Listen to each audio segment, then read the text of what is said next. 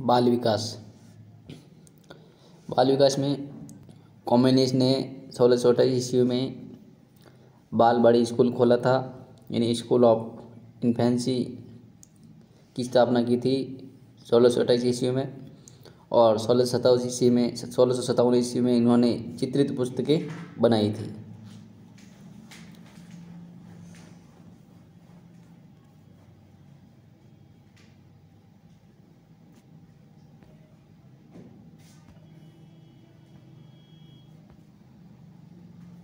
Pestology ने 1774 ईस्वी में अपने ही पुत्र 3.5 वर्षीय पुत्र का अध्ययन किया और उसके विकास को समझते हुए बेबी बायोग्राफी नामक लेख लिखा। वेरी इम्पोर्टेंट है, बेबी बायोग्राफी पेस्टोलॉजी ने लिखी अपने ही पुत्र पर। और पेस्टोलॉजी जर्मन के विद्वान थे। सर्वप्रथम बालक के विकास को लेकर जो विचार पेस्टोलॉजी के द्वारा बेबी बायोग्राफी के माध्यम से आगे बढ़ा, उसी के परिणाम स्वरूप बाल मनोविज्ञान का जन्म हुआ। इसलिए पेस्टोलॉजी को बाल मनोविज्ञान का जनक कहा जाता था। वेरी इम्पोर्टेंट है, बाल मनोविज्ञान का जनक पेस्टोलॉजी को कहा जाता है। पेस्टोलॉजी के लेख को जर्मनी के ही बाल रोग विशेषज्ञ ने पढ़ा और समझा तथा उसके आधार पर बाल चिकित्सा मनोविज्ञान की विचारधारा का विकास हुआ। ये विशेषज्ञ टाइडमैन थे। 19वीं सदी में श्रीमती हरलॉक महोदया ने विचार दिया कि एक बालक का विकास गर्भकाल से ही प्रारंभ हो जाता है। जब हम बालक के विकास का अध्ययन जन्म के बाद ही अवस्थाओं को लेकर करते हैं तो यह बाल मनोविज्ञान कहलाता है। परंतु यदि जन्म पूर्व गर्भावस्था से अध्ययन की शुरुआत करते हैं तो बाल विकास होता है। बर्ग की परिभाषा है, जन्म पूर्व की अवस्था से लेकर परिपक्व अवस्था तक का अध्ययन बाल विकास कहलाता है। यह परिभाषा है बर्ग की। क्रो एंड क्रो की परिभाषा है, गर्भावस्था से लेकर जन्म के बाद किशोरावस्था तक का अध्ययन ही बाल विकास है। स्टैनली हॉल अमेरिकी विद्वान थे। इन्होंने 1893 ईस्वी में अमेरिका में बाल विकास आंदोलन की शुरुआत की। इसलिए बाल विकास आंदोलन का जनक स्टैनली हॉल को कहा जाता है। वेरी इंपॉर्टेंट है, यानी बाल मनोविज्ञान का जनक पेस्टोलॉजी को कहा जाता है और बाल विकास आंदोलन का जनक स्टैनली हॉल को कहा जाता है। स्टैनली हॉल अमेरिका का विद्वान थे। बाल मनोविज्ञान का जनक पेस्टोलॉजी और बाल विकास आंदोलन का जनक स्टैनली हॉल। भारत देश में बाल मनोविज्ञान या बाल विकास के अध्ययन की शुरुआत 1930 ईस्वी से हुई थी।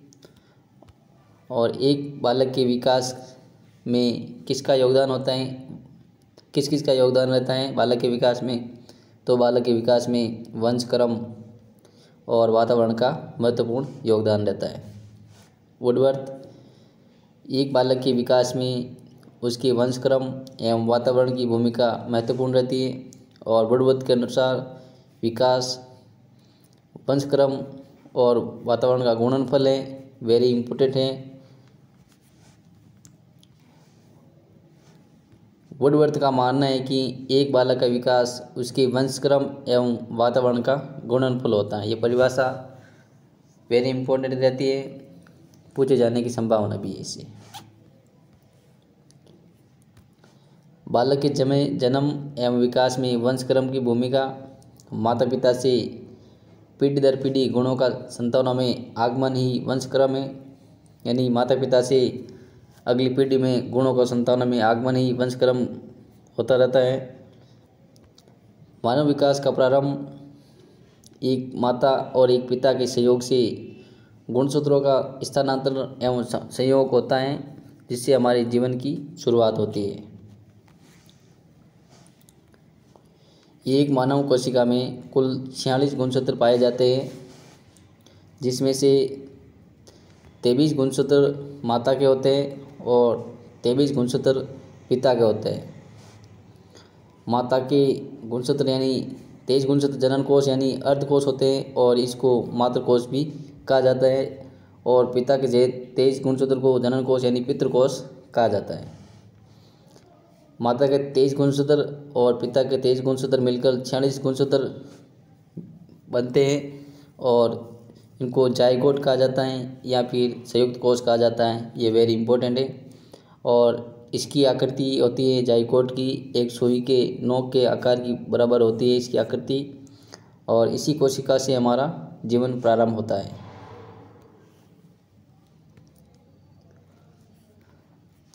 सर्वप्रथम माता पिता की ओर से आने वाले 23 गुणसूत्र जनन कोष मिलकर एक संयुक्त कोष का निर्माण करते हैं जिसे जाइगोट कहा जाता है। वेरी इंपॉर्टेंट है। और इसी जाइगोट से मानव जीवन की शुरुआत होती है जो एक कोशिका के रूप में होती है। मानव शरीर एवं लिंग निर्धारण में वंशक्रम की भूमिका है, यानी माता से 23 गुणसूत्र, पिता से 23 गुणसूत्र, माता के 22 गुणसूत्र और पिता के 22 गुणसूत्र जो काय गुणसूत्र कहलाते हैं, जिससे शरीर का निर्माण होता है 44 गुणसूत्रों से। और माता का 1 गुणसूत्र और पिता का 1 गुणसूत्र ये लिंग गुणसूत्र कहलाते हैं, और ये 2 गुणसूत्र लिंग का निर्धारण करते हैं। माता की ओर से आने वाले गुणसूत्र 22 गुणसूत्र जो काय गुणसूत्र कहलाते हैं, जो हमारे शरीर का निर्माण में तथा 1 गुणसूत्र होते हैं जो हमारे लिंग के निर्माण में सहयोग करते हैं। बालक बालिका के रूप में निर्धारण माता XX XX और पिता XY, यानी X गुणसूत्र सदैव लंबे तथा Y गुणसूत्र बौना और गोल होता है। XX मिलके लड़की का जन्म होता है और XY मिलके लड़का का जन्म होता है। जब माता और पिता के सहयोग से हमारे जीवन की शुरुआत होती है तो दोनों की ओर आने वाले XX गुणसूत्र बालिका तथा XY गुणसूत्र बालक के रूप में लिंग का निर्धारण करते हैं, और दोनों लंबे गुणसूत्र XX यानी बालिका और एक लंबा और एक बौना गुणसूत्र यानी XY और बालक का जन्म लेते हैं। अन्य क्षेत्रों में वंशक्रम की भूमिका, यानी हमारी मानसिकता के निर्माण में भूमिका है वंशक्रम की। मानसिक एवं शारीरिक स्वास्थ्य में, शरीर की संरचना, रंग रूप, कद में वंशक्रम की महत्वपूर्ण भूमिका रहती है। और परिपक्वता का विकास, कार्य व्यवहार एवं व्यवसाय, यानी व्यवसाय में भी वंशक्रम की भूमिका रहती है। जैसे पिता खेती का कार्य करता है तो उसके होने वाले संतान भी खेती के कार्य करते हैं। ऐसे बहुत सारे देखे जाते हैं उदाहरण। उसी प्रकार परिपक्वता का विकास और कार्य व्यवहार में एवं व्यवसाय में वंशक्रम की भूमिका महत्वपूर्ण रहती है। वैचारिक, संवेगात्मक, नैतिक एवं अभिवृद्धि के क्षेत्र में बालक के विकास में वातावरण की भूमिका।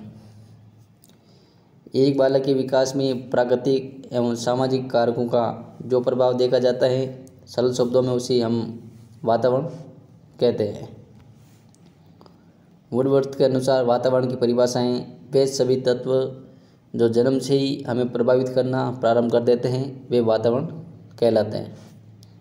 जिम बर्ट के अनुसार वे सभी वस्तुएं जो हमारे चारों ओर से घेरे हुए हैं तथा जन्म से मृत्यु तक प्रभावित करती हैं वातावरण कहलाती हैं।